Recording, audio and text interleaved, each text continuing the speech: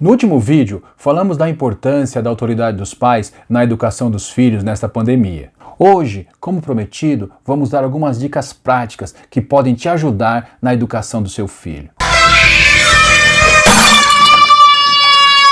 Confesso que essas dicas não serão de fácil aplicação, porque a nossa sociedade está impregnada de valores e crenças que são contrárias à palavra de Deus. São ideologias como a visão que Platão tinha sobre a família, as ideologias do marxismo cultural apregoadas por Antônio Gramsci, além das ideias de Anísio Teixeira, que foi um dos pioneiros na configuração da educação brasileira na forma que nós conhecemos hoje. Então solta a vinheta e bora pro vídeo.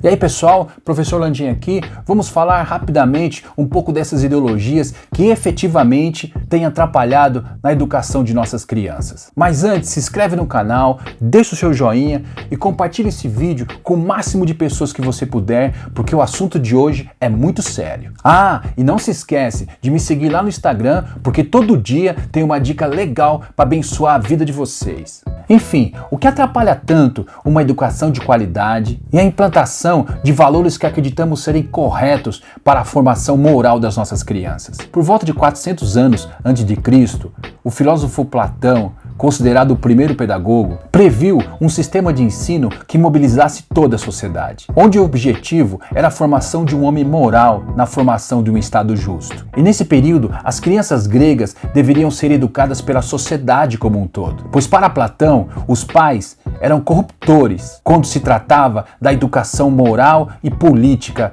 das crianças naquele período. Ou seja, para Platão, a educação pública era mais importante do que a educação oferecida pela família. Não é à toa que Platão era contra a democracia. Mais de 2000 anos depois, Antônio Gramsci, fundador do Partido Comunista Italiano, compartilhou das mesmas ideias, onde os valores coletivos são mais importantes do que os valores individuais. Para Gramsci, a sociedade também deveria ser responsável pela educação das crianças, e não a família. Ou seja, a educação pública era mais importante do que a educação ensinada pela família. Nesta mesma época, no Brasil, discutia-se o futuro da educação das crianças, onde um dos personagens centrais foi Anísio Teixeira, que teve suas ideias influenciadas pelo filósofo e liberal americano John Dewey. Anísio Teixeira, em 1932, assinou o Manifesto dos Pioneiros da Educação Nova. Esse manifesto defendia uma educação pública em uma escola laica, gratuita e de tempo integral.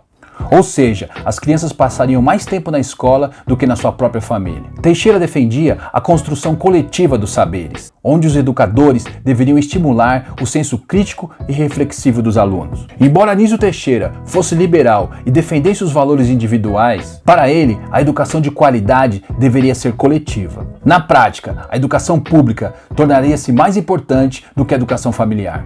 Desta forma, a sociedade se acostumou a um professor educador ter uma competência que não é sua. Para isso ficar mais claro, vamos passar um trecho de um vídeo de uma aula de biologia da 8ª série do ensino fundamental, ministrada por uma professora de Santa Catarina. Preste atenção no que essa professora diz.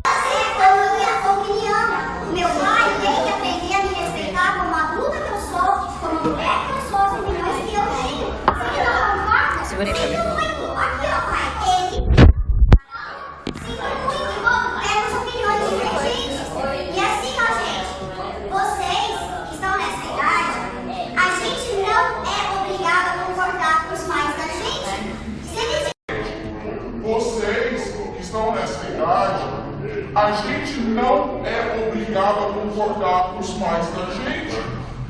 Esse vídeo foi gravado por uma criança orientada por sua mãe que já tinha conhecimento que essa professora estava cometendo abusos na sala de aula. E essa mãe foi processada por essa professora e condenada a pagar R$4.000 de indenização, porque essa professora acreditava estar no direito de falar o que falou. Coloque nos comentários aqui embaixo, essa professora está certa ou errada? Agora, você acredita que uma criança de 10, 12 anos, da 8ª série do ensino fundamental, está pronta e tem maturidade para discutir questões políticas e morais? Obviamente não podemos generalizar. Não são todos os professores que têm uma postura antiética como o dessa professora. Mas infelizmente é o que vemos muitas vezes hoje em sala de aula. O direito público invadindo o privado, usando o espaço público para influenciar política e moralmente as crianças, além de desautorizar os pais, o que é um absurdo. E muitas vezes isso é culpa dos próprios pais que voluntariamente abrem mão da educação de suas crianças. Hoje as crianças aprendem a tomar banho na escola, lavar as mãos na escola, escovar os dentes na escola, tudo na escola. Aprendem a usar preservativo, aprendem sobre sexualidade e qual o lado político que devem ficar. E pior, aprendem a ser autônomos e críticos da sua própria família. E vocês acham que Deus se agrada disso? Existe na cidade de São Paulo um projeto elaborado por um vereador do Partido Social Cristão. Projeto esse que vislumbra creches e educação infantil no período noturno. Ou seja, além de professores muitas vezes passarem um dia com as crianças, agora está se discutindo a possibilidade deles ficarem à noite com as crianças. Eita, vai ter pai dizendo, agora tenho que deixar meu filho para poder ir pra balada. O que sobra então para nós pais referente à educação dos nossos filhos? Não falta aos pais assumirem essa responsabilidade? Essa inversão de valores não está apenas na educação, mas está sendo difundida em toda a sociedade. Olha só, vamos passar outro vídeo de um debate da jurista Débora Duprá com o Dr. Miguel Najib. Veja o que essa jurista fala. Solta o vídeo, produção. Essa percepção equivocada de que a criança pertence à família, que a família tem um poder absoluto sobre a criança. Não é verdade. Essa percepção equivocada de que a criança pertence à família, que a família tem um poder absoluto sobre a criança. Não é verdade. A Constituição diz que a criança é um problema da família, da sociedade e do Estado. Exatamente porque a criança, ela recebe a orientação dentro de casa, mas ela também tem que ser preparada para o espaço público. O espaço público, ele não coincide com o espaço privado. O Tribunal Constitucional alemão, ele já teve a oportunidade de trabalhar sobre esse tema, que é recorrente quando se fala em educação sexual, por exemplo, quanto isso gerou de polêmica no mundo todo, dizendo que a educação fornecida pela família, ela sequer pode prevalecer sobre a educação em sala de aula. Isso vai ser definido em questões específicas. Então, nós temos que combinar aí pluralismo de ideias, liberdade de cátedra que vem na sequência de uma Constituição que procura expurgar de seu texto qualquer resquício de autoritarismo, de período ditatorial, de período de censura, né? E essa questão da família. Isso não é grave? O que a Bíblia diz a respeito de quem deve ser responsável pelas crianças? Então, por favor, vocês que me assistem, pais, mães e responsáveis pelas crianças, entendam uma coisa. Há séculos, o opositor das nossas almas procura tirar o dever e o direito dos pais criarem os seus filhos. E nesse momento, nós devemos fazer o seguinte, nos dedicar à educação e à formação moral dos nossos filhos. E não será por meio de uma lei ou de uma manifestação pública que iremos mudar essa triste realidade. Pois isso é o que diz a professora e deputada de Santa Catarina, Ana Campagnolo. O critério de formação moral e religioso das crianças deve partir das suas famílias, dos seus pais. E se o Estado quiser contribuir com um pensamento mais diverso, mais moral, se acha que alguma coisa está errada, o Estado que faça campanhas, publicidade, eventos públicos para ensinar as pessoas sobre os valores que ele acha, porque aí o adulto vai se ele quiser, não a criança que é obrigada a ir. Porque essas ideologias estão envoltas por trevas. E como disse Santo Agostinho, as trevas não são uma substância, mas a ausência da luz. E você é a luz do mundo, mas antes, seja a luz na sua casa. Bem, agora vamos às dicas práticas de como devemos agir quanto à educação dos nossos filhos. Primeira dica, passe mais tempo com eles. Invista em tempo de qualidade com seus filhos. Faça refeições periódicas com eles. Se eles já sabem se expressar verbalmente, dê ouvido a eles. Procure escutá-los. Preste atenção no que eles têm a dizer sobre qualquer coisa que queiram falar. Dê importância aos sentimentos deles, estejam eles tristes ou alegres. Ore com eles, chore com eles e sempre que puder, se divirta com eles. Segunda dica, não crie o hábito democrático dentro da sua casa. Seus filhos podem e devem ser ouvidos, mas o último sim ou não é seu. E se os seus filhos tiverem alguma dúvida ou quiserem te questionar sobre alguma coisa, use a palavra de Deus ao seu favor para dar a resposta que eles precisam ouvir.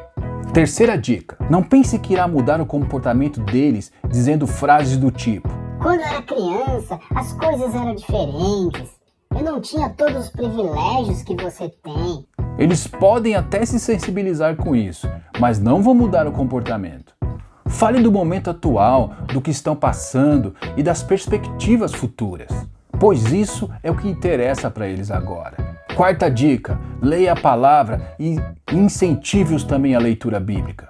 Absorva ao máximo os valores e os princípios que a palavra de Deus apregoa, porque isso é o norte para que seus filhos sejam bem educados. Faça cultos familiares regularmente em sua casa, de preferência uma vez por semana. E você nem imagina o quanto Deus irá falar com eles nesse momento.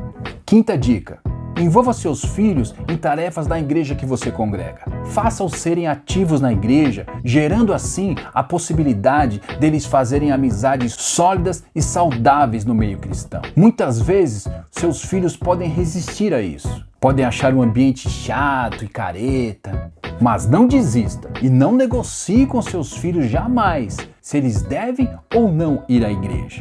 Essa decisão é sua e não deles. Vamos para a sexta e última dica agora.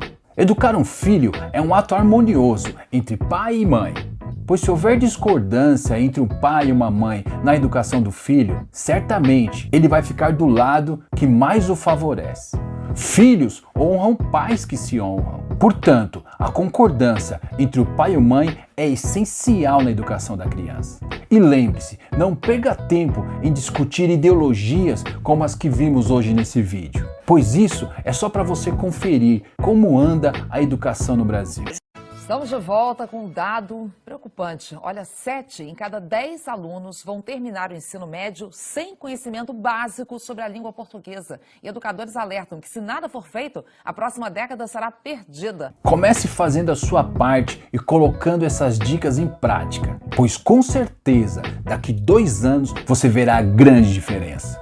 Seja a luz em seu lar e ilumine o caminho que os seus filhos devem andar. Eles precisam de Deus tanto quanto você. Deus abençoe e tamo junto! Vamos dar algumas dicas práticas que podem te ajudar a praticar... Ai, meu Deus do céu, me ajuda!